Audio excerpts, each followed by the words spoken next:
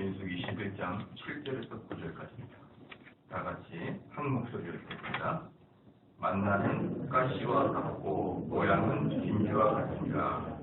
백성이 두루다니며 그것을 거두고 맷돌에 갈기고 하며 절기에 찢기도 하고 가마에 삶기도 하여 과자를 만들었으니 그 맛이 기름 섞은 과자 맛 같았더라. 밤에 이슬이 지내 내릴 때 만나도 같이 내렸더라. 아멘. 오늘은 이제 만나에 대한 말씀을 좀 전하겠습니다. 만나는 원래 그 히브리 원어에는 만입니다. 만나가 아니고 만.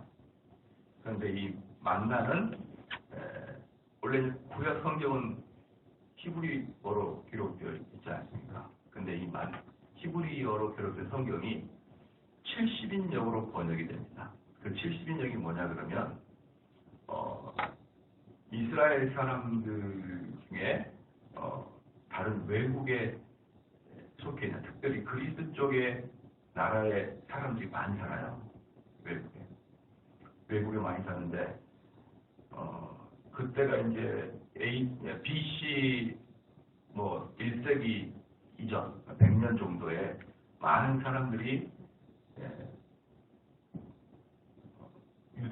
유대 바깥에 외국에 살잖아요. 우리나라도 미국에 많은 사람이 살잖아요. 한국 사람들이. 그런 식으로 외국에 유대인들이 많이 살아요.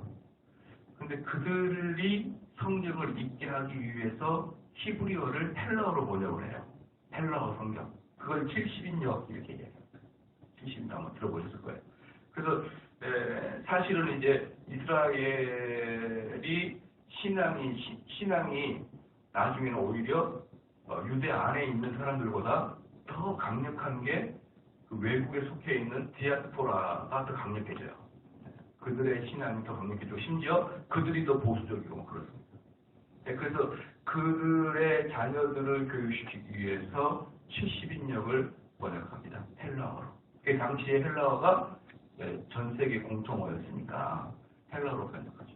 지금도 한국 사람들이 외국에 있으면 3, 4대만 지나면 한국말을 잘 못하고 한국말을 하더라도 그냥 일상적인 언어만 할 뿐이지 조금 고급진 언어는 잘 못하지 않습니까? 그것처럼 헬라어로 바꾼 걸 70인역이라고 그러는데 그 70인역에서 이 만을 헬라어로 만나 이렇게 표현한 것입니다. 그럼 이 만은 뭐냐? 영어로 what입니다. what. 영어로 what이 뭐예요? 이게 뭐지? 이게 what이죠. 그래서 만은 뜻은 뭐냐면 이게 뭐야? 이게 만나예요. 만나는 다른 말이 아니고 놀란 감탄사. 이게 뭐야?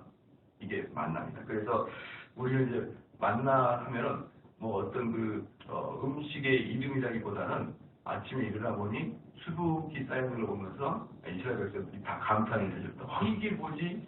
이게 뭘까? 이게 만나라는 이름이 된 것이죠.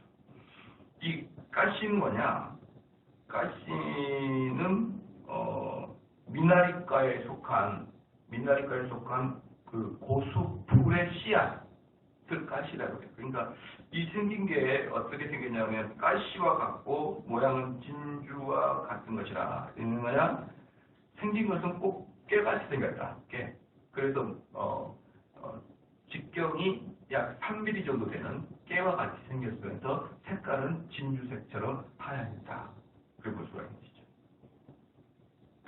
그런데 이 만나는 여기서는 8절 말씀에 백성이 두루다니며 그것을 거두어 맷돌에 갈기도 하며 절구에 찢기도 하고 가마에 삶기도 하여 과자를 만들었더니 그 맛이 기름 섞은 과자 맛 같다.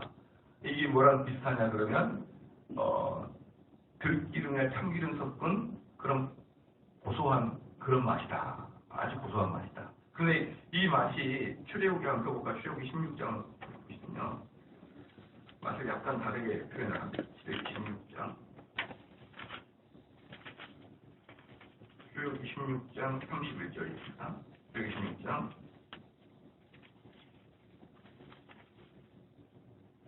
31절 보니까 출애굽기 31절 보니까 이스라엘 족속이 이름을 만나라 하였으며 가시라고 했거든요. 여기까지 똑같죠. 가시라고 하는데 키고 맛은 꿀과 섞은 과자 같았다.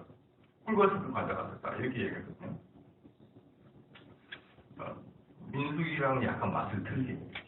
그런데 이건 이제 이제 신학자들은 어떻게 이걸 해석을 하냐 그러면 이 출애굽기 때의 만나를 먹었던 방법은 그냥 자연 상태를 그대로 먹었던 거예요. 그대로. 내린 것을 그대로. 원시 채집 방법이죠. 내리고 그때는 이게 아주 꿀송이처럼 달달합니다.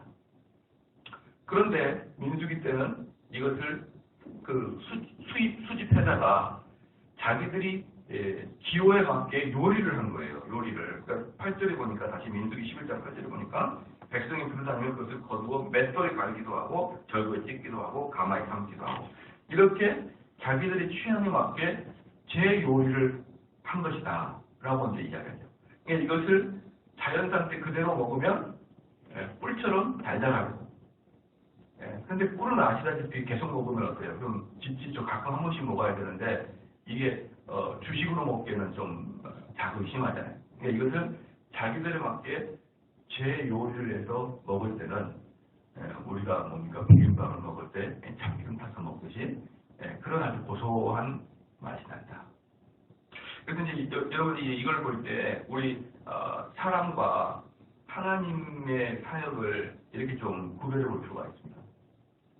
많은 사람들은 특별히 동양적 사고와 서양적 사고의 차이 중에 하나가 뭐냐면 동양적 사고는 그냥 신이 내려준 그대로를 받아야 이걸 자연보호라고 하는 거예요. 신이 내려준 그대로, 그 상태 그대로를 가지고 있는 것이 자연보호라고 생각하고 서양적 사고는 그것을 우리 인간이 유용하게 활용하도록 재개발하는 것을 자연보호라고 하는 거예요. 서양적 사고는. 그렇죠.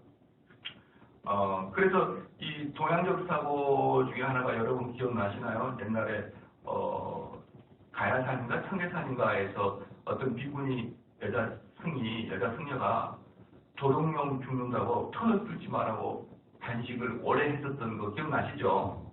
그런 식으로 도롱뇽 죽는다고 선 자체를 만들지 마라. 이게 동양적 사고방식이에요. 근데 서양적 사고방식은 턴을 뚫지 않으면 지나치게 시간이 오래 걸려요. 돌아가려면. 아니면은 산등성에 타고 올라가면은 자연도 파괴되고 그렇기 때문에 서양은요 터널을 뚫어버려요. 거의 대부분의 서양은 터널을 많습니다. 여러분들은 어떤 동양적 사고방식, 서양적 사고방식? 이 자연에 제발 인공을 끼워넣지 않았으면 좋겠다. 이것은 전반적으로 동양적 사고방식이고 서양적 사고방식은 이 자연을 인간이 쓰기에 유용하도록 만들자. 이게 서양적 사고방식이고 성경적 사고방식이에요. 만약에 여러분들이 자연 상태에 살게 된다 그러면 아마도 모기에 뜯겼을 거예요. 엄청나게. 모기에. 왜? 자연 그대로니까. 근데 우리는 딱 죽이는 거예요, 모기를. 딱 죽이는 거예요. 저는 당연히 서양적 사고방식이 옳다고 생각하죠. 서양적 사고. 만약에 우리가, 제가 얼마 전에, 우리 목사님들하고, 작년에, 수목원 중에 제일 유명한 수목원이 어디죠, 우리나라? 아침고요. 아니야. 광릉 수목원. 아침고요 수목원도 유명하지만 원래 광릉 수목원이 제일 유명했잖아요. 제가 청년 때 거기를 가고 너무나 감동을 받아가지고 목사님들한테 거기 한번 갑시다. 그래서 갔어요. 광릉 수목원도 몇 번 가봤지만 아침고요 수목원이나 다른 수목원 많이 가봤지만 거기는 너무 인공적이야. 요즘에 보면. 그냥 꽃길을 만들고. 근데 광릉 수목원은 그 먼지 자연님이 탁 있는데 너무 좋아가지고 광릉 수목원을 잘 갈 수는 없어요. 왜냐하면 예약되기 때문에 막 마음이 동해서 갑시다. 그렇게 가는 게 아니고 미리 예약을 하고 가야 되기 때문에 이제 목사님들하고 계획을 잡아가지고 탁 이제 예약을 하죠. 근데 지금 광릉 수목원의 컨셉이 뭐냐면 자연 그대로 그대로. 그걸 갔더니만 온통 풀이 난리를 쳐놨어요. 온통 풀이 그냥 그 나무를 기어 올라가고 그냥 온천지 빈집 들어온 것처럼 만들어놨더라고요. 너무나 보기 싫습니다. 이 풀도 다 쳐줘야 되는구나. 그래야 아무리 태고적 자연을 간직한다 그래도 이 풀들을 안 쳐주니까요. 여러분 시골에 집 한 2달 비워놓으면 찾아가면 그 풀들이 집을 다 삼키듯이 그렇게 하고 있더라고요. 그렇게. 그래서 이거 우리가 왜 왔을까 이런 한탄을 하면서 돌아다녔는데 여러분 이 세상 자연을 관찰할 때도 하나님 주신 그대로를 받는다. 이것은 아니에요. 하나님 주신 걸 여러분이 재개발해서 우리가 받아야 된다. 하나님 주신 것은 하나님 주신 것이고 그것을 또 인간에 맞게 인간의 노력으로 그것을 가꾸고 개발하고 그렇게 하는 것이 인간에게 맡겨진 것이다. 이 만나를 보면서 우리는 그것을 느낄 수가 있는 것입니다. 그리고 재밌는 게 뭐냐면 이 만나는요. 차가운 새벽 이슬과 함께 내려요. 차가운 새벽 이슬과 함께 내리다가 지상에 해가 뜨자마자 녹아 없어져 버립니다. 신기하죠? 근데 더욱더 신기한 게 뭐냐면 아침 해가 뜨면은 이 만나는 사라지는데 뜨거운 불에 요리하면 여기 보십시오. 여기 구절에 맷돌에 갈기도 하고 절벽에 찍기도 하고 가마에 삶기도 해서 먹어요. 그런데 뜨거운 열을 가하면 만약에 아침에 내리는 이슬과 같고 서리와 같고 눈과 같으면 눈과 같은 걸 먹으면 꿀성시로 다는데 그게 햇빛에 딱 뜨면 녹아버린다. 그럼 눈을 생각하면 되잖아요. 눈이 아니잖아요. 왜? 삶아 먹으니까. 그러니까 이 음식은요. 어떤 음식이냐 그러면 설명해낼 수 없는 초자연적인 음식이라는 거예요. 초자연적인 음식. 눈과 같으면 삶아 먹을 수는 없잖아요. 그 아침에 해가 뜨자마자 너가 없어지는 것 같으면은 눈과 같다 이렇게 생각하면 쉬운데 또 그건 뭡니까? 삶아도 없어지지 않는 그런 초자연적인 음식이다. 그래서 만나는 신적인 음식이다라고 보이고 실제로 지난번에 계속 말씀드렸지만 그 광야에 아무것도 자라지 않는 그 광야에 매일 200만 명 이상이 식사를 해야 됩니다. 매일 200만 명. 바로 이 부분 때문에 만나의 초자연적이요 만나의 신적 임재를 실질적으로 동의하지 못하는 자유주의자들은 그래서 출애굽은 가짜다 이렇게 표현하는 거예요. 아니 어떻게 열국에서 나온 사람들이 근 40년 동안을 광야에서 있는데 쌀한톨 나지 않고 풀 하나 없는 광야에서 어떻게 40년을 200만 명이 먹을 수가 있느냐. 짐승도 없지 않습니까? 사막에 돌아다니는 짐승이라는 것은 겨우 해봐야 방울뱀밖에 없잖아요. 그 조그만 설치류나. 그런데 그런 것들 가지고 어떻게 40년을 200만 명이 먹을 수가 있느냐. 그래서 자유주의자들은 출애굽은 가짜다 이렇게 얘기해요. 출애굽부터 가짜다. 참 자유주의자들은 공부를 잘해요. 원래 우리 공부 못한 사람들은 다들 보수주의 하는 것이고요. 자유주의자들은 다 그 공부 잘하잖아요. 그 자유주의자 하는 얘기가 뭐냐면 히브리라는 것은 이스라엘 백성들을 이야기하는 게 아니고 떠돌아다니는 민족을 히브리다 이렇게. 히브리는 떠돌아다니는 민족을 히브리다 그러는 것이지 히브리를 이스라엘 백성을 히브리라고 하지 않는다 이렇게 그 원어를 다 분석해서 얘기합니다. 그래서 히브리 민족의 출애굽은 뭐냐?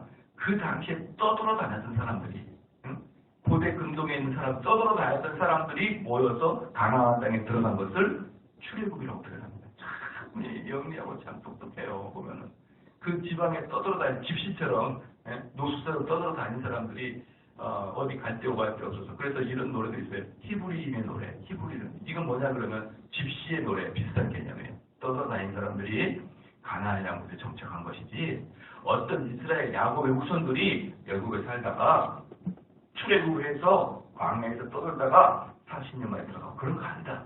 이렇게 얘기해요.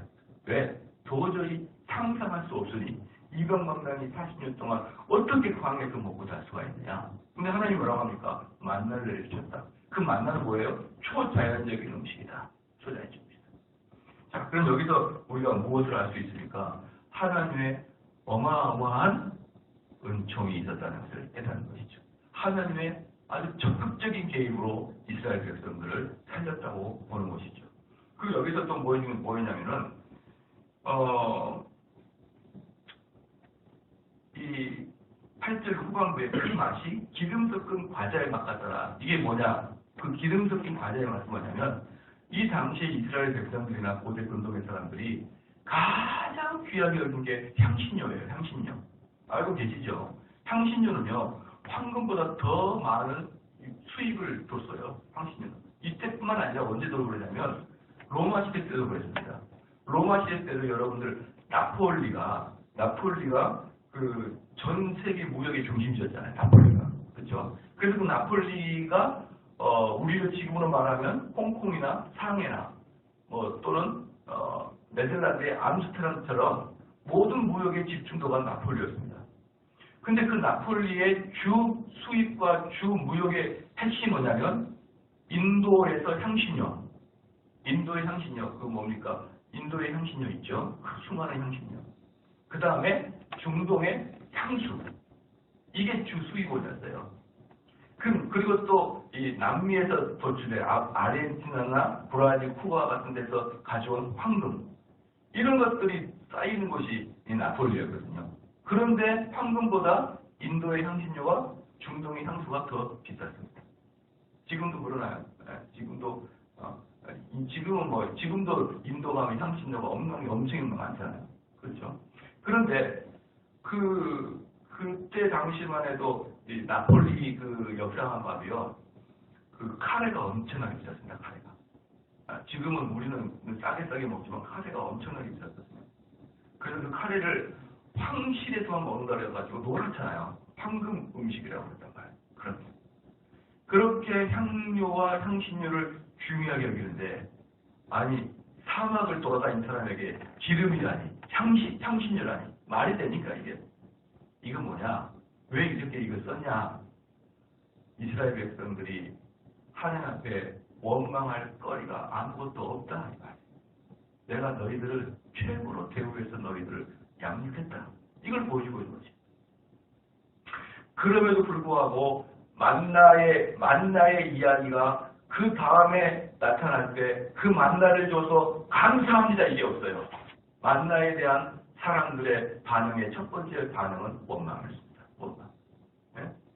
이스라엘 백성들에게 이렇게 값없이 최고의 음식으로 하나님께서 양육했건만 값없이 말이에요. 값없이. 아침에 일어나면 이슬처럼 수국지 사연이 있거든요. 값없이 주었건만 이스라엘 백성들은 조금 광활히 생각하니까 우리 고기 먹고 싶네 어떠네 이러면서 원망부터 했다는 것을 합니다. 그리고 그 만나가 뭐예요? 확 떨어지는 그 아름다운 은색, 진주색을 보면서 이게 뭐야? 이게 만나의 일이다. 이게 말이 됩니까? 우리 같으면 어때요? 성스러운 거룩한 존재이기 때문에 어떻습니까? 감사합니다. 뭐 이렇게 표현해야 되는데 얘네들은 이게 뭐야? 그래서 그 다음에 몇 번 먹고 나서 불평이 나와. 사랑하는 성도 여러분, 사람은 계속 불만을 가지고 있고 하나님은 그 불만을 계속 들여도 불구하고 만나를 꾸준히 주십니다. 하나님께서는 우리가 계속적으로 하나님에 대한 대항하고 불순종할지라도 하나님은 우리에게 은혜 주시기를 멈추지 않습니다. 그러나 때는 한계는 있다는 거예요.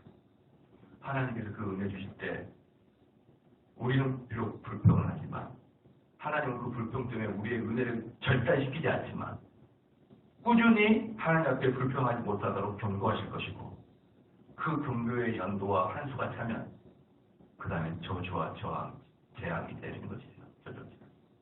하나님은 참기를 오래 하신 분이시므로 우리가 하나님 말씀에 순종하지 않았다고 즉각 그를 체벌하고 그를 벌하는 게 아니라 계속 말씀 사역을 통해서 경고하게 하시고 말씀 사역을 통해서 하지 못하게 계속적으로 경고를 주십니다.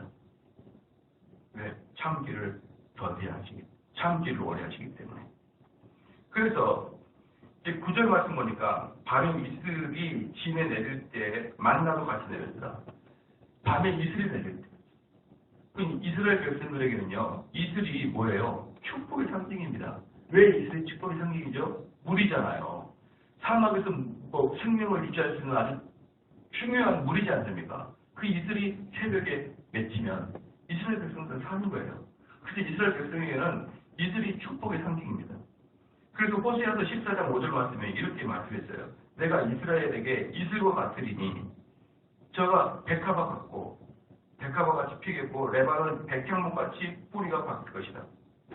저 사막에 백합이 피고 저 사막에 레바논 백향목같이 백향목이 쭉 뻗어있는 나무거든요. 사막에 쭉 뻗어있는 나무. 뿌리가 아주 깊이 들어간 나무. 그거 왜 사냐? 그게 왜 살죠? 이슬 때문에 산다. 이슬 때문에. 물이 내리지 않는데 그들이 생물이 살아요. 왜? 아침에 있을 때. 그래서 우리를 새벽 이슬과 같다. 시편은 그렇게 이야기했잖아요. 이슬은 하나님의 상징입니다. 하나님의 보호의 상징이에요. 그런데 여기 구절은 뭡니까? 밤에 이슬이 진에 내릴 때로 만나러 가시게 됐다. 이게 뭐예요? 하나님의 축복을 받고 있다. 이게 축복. 그런데 이제 시편 78편 24절에 보면은 이 만나를 하늘의 양식이다 이렇게 표현하죠. 시편 78편 24절에 이 만나를 하늘의 양식이다 라고 이야기하고, 그리고 우리 예수께서 나는 생명의 떡이니 라고 스스로를 만나로 이야기합니다. 사랑하는 성도 여러분, 나는 생명의 떡이니는 무엇이에요? 우리 주님은 말씀이 육신이 되신 분이죠. 그러니까 우리 주님께서 말씀이 육신이 되시는데, 우리 주님이 말씀이 육신이 되신 그 주님 뭐라고 하냐면 나는 생명의 떡이니 나를 먹는 자는 이렇게 얘기하잖아요. 그럼 무슨 얘기합니까? 생명의 떡을 먹는다는 것은 하나님 말씀을 먹는다는 거예요. 말씀을. 그리고 이 만나는 6일 동안 풍성이 내리고 안식이라는 이 만나가 멈추고요. 그래 만나는 해가 뜨자마자 만나는 멈춥니다. 그러니까 두 가지를 여기서 분명히 알 수가 있습니다. 첫 번째는 너희들은 율법과 계명을 꾸준히 지켜야 된다는 것을 분명히 보여주고요. 왜? 안식이라는 더 이상 만나의 축복이 없거든요. 그러니까 안식일 전날에 2배로 모아서 안식일을 지키는 훈련을 계속한 것입니다.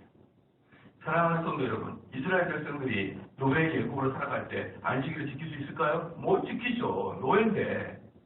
그들은 노예를 지키지 못하죠. 근데 하나님께서 안식일을 거룩히 지키라고 하였습니다. 근데 지킬 수 있을까요? 못 지킵니다. 왜? 습관이 안 돼 있으니까. 그래서 어릴 때부터 교회를 나오는 사람은 대단히 훌륭한 겁니다. 대단히. 이미 습관화가 되어 있기 때문에 그 사람은 뭐만 하면 됩니까? 은혜만 받으면 되는 거예요. 근데 중간에 나온 사람은 주의를 지키는 습관을 다시 길러야 되거든요. 주의를 지키는 습관. 그러니까 그런 주의를 지키는 습관을 하고 하기 위해서 안식일을 지키도록 하나님이 의도적으로 안식일을 딱 끊어버린 거예요. 아무것도 하지 마. 안식일은 일하지 마. 아무것도 하지 말고 그냥 안식일 하나님만을 섬기고 하나님만을 생각하는, 하나님이 좋아하시는 것만 안식일을 해. 이렇게 하기 위해서 40년 동안을 안식일을 지키는 훈련을 하게 된 것입니다.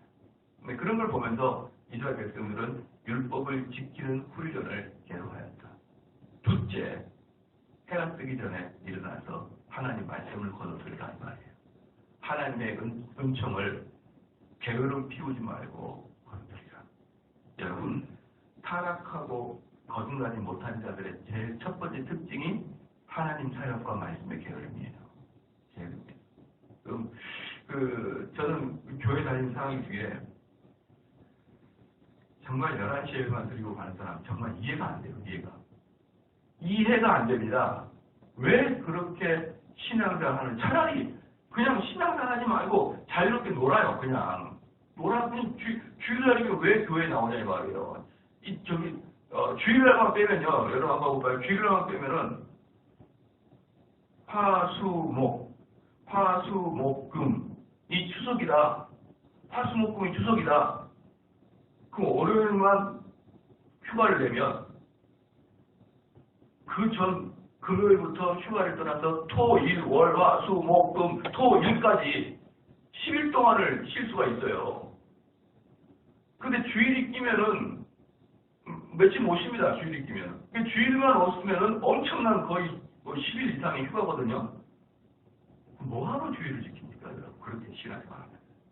그냥 그 10일 동안 태국도 좀 가고 홍콩도 좀 가고 일본도 좀 가세요. 차라리. 그렇게 신앙생활 할 바에는 뭐하러 하나님께 칭찬듣지도 못할 일을 하면서 세상 재미도 못 보고 그렇게 어차피 지옥 갈 건데 그렇게 그런 식의 신앙생활 하시는지 모르겠어요. 어차피 따뜻한 방에 갈 거 아니에요. 그거 위해서 우리 찜질방 계속 훈련하고 있잖아요. 어차피 지옥 갈 거.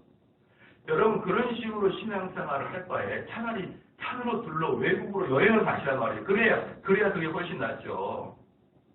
그런데 크게 하나님 말씀과 하나님 사역과 말씀 듣는데 게을러가지고 그 하나님 말씀에 게으르고 하나님 말씀에 나태한 것이 선택받지 못한 사람의 첫 번째 특징입니다. 첫 번째 특징입니다.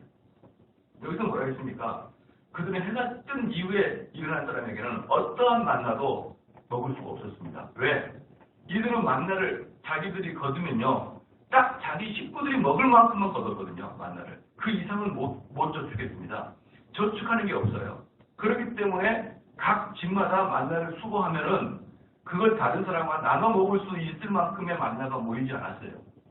그렇기 때문에 그 사람은 아침에 벌떡 일어나서 만나를 수거하지 못하면 그 사람 하루 종일 굶어져야 됩니다.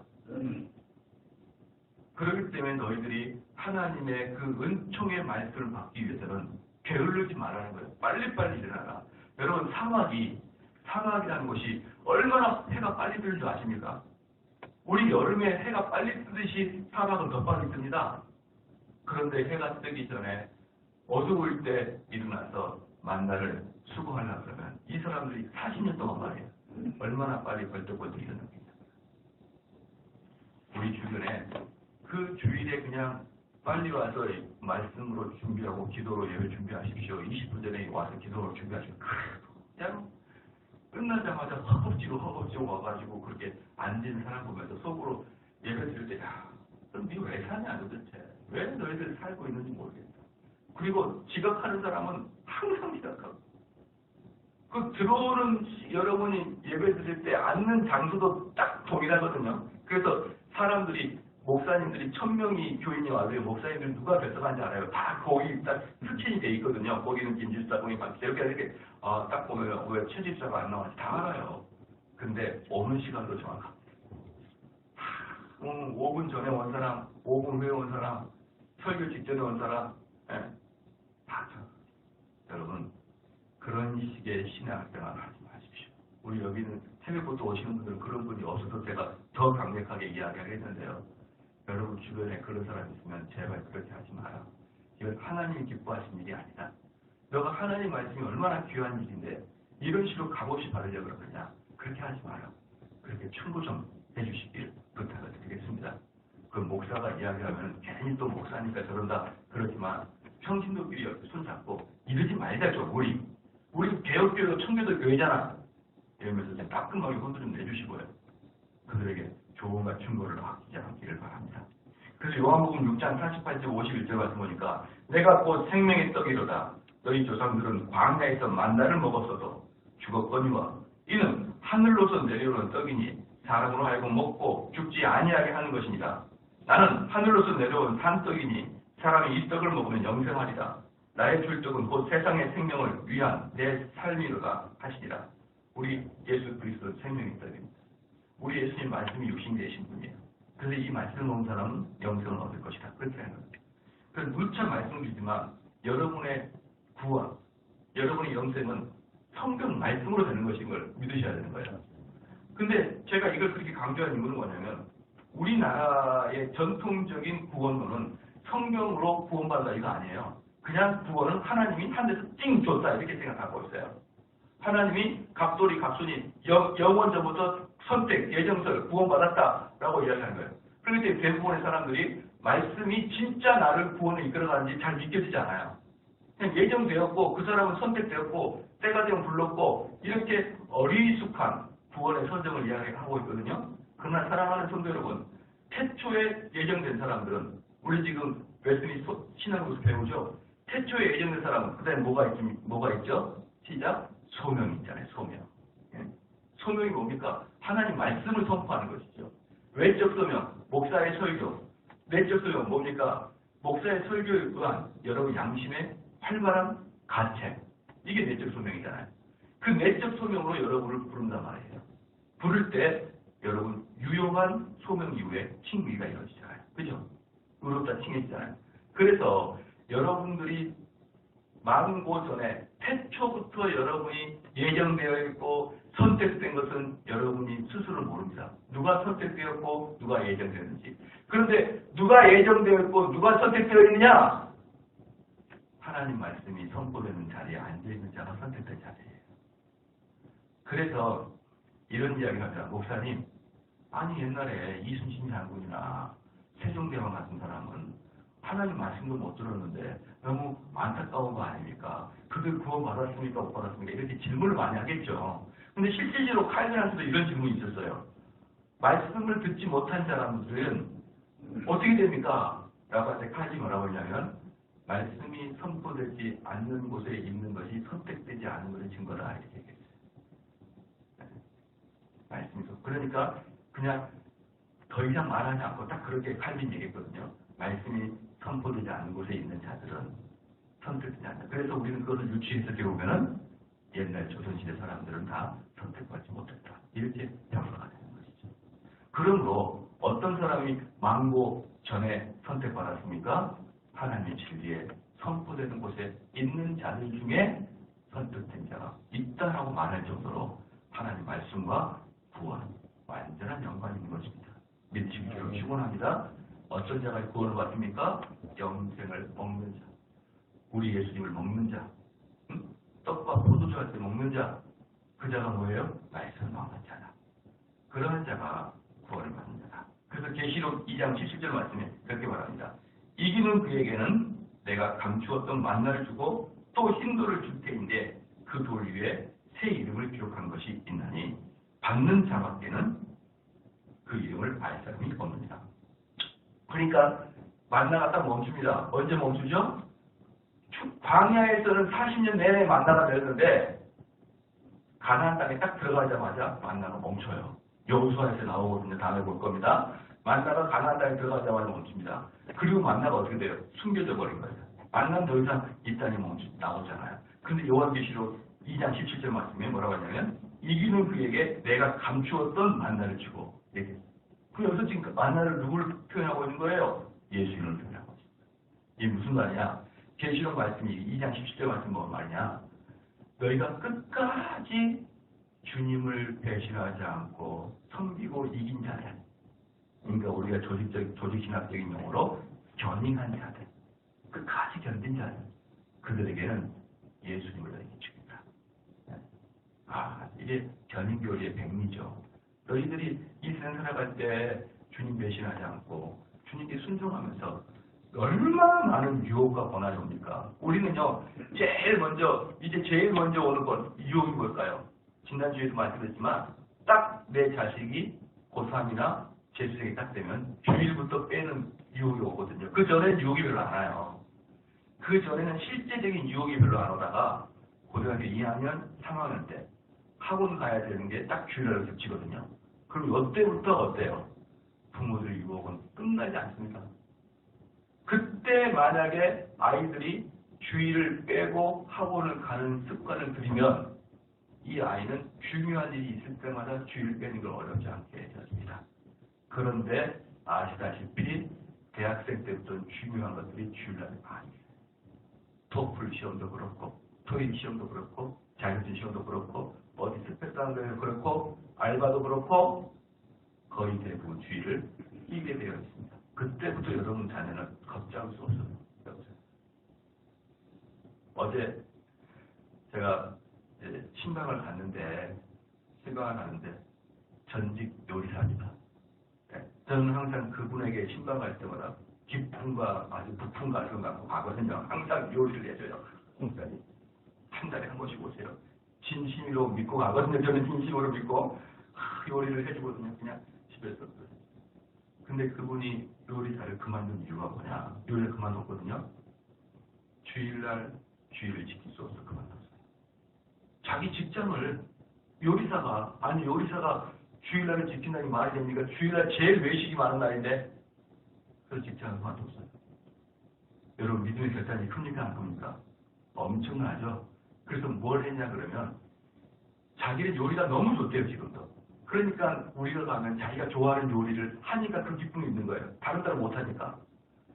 지금은 그 요리하는 사람들한테 식료품을 제공해주는 그런 사업을 해요.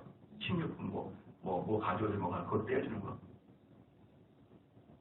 속된 말로 대박을 터뜨렸어요. 돈이 몇 값줄로 벌어요. 그래서 제가 어제 신방하면서 궁극적으로는 선택을 잘했네 했더니 맞죠. 잘했죠. 저는 그 젊은이의 젊어요. 젊은이의 그 아버지가 장로님이었거든요. 아주 신실한 장로님. 그런 가문에서 잘 신행을 받아서 얼마나 자기가 좋아하잖아요. 요리를 좋아하거든요. 그러니까 요리를 된 거예요. 얼마나 좋아하고 그 다음에 자기 생리잖아요. 그것까지 포기할 정도의 믿음이었구나라고 생각하니까 젊은이가 젊은이로 보이지 않는 거예요.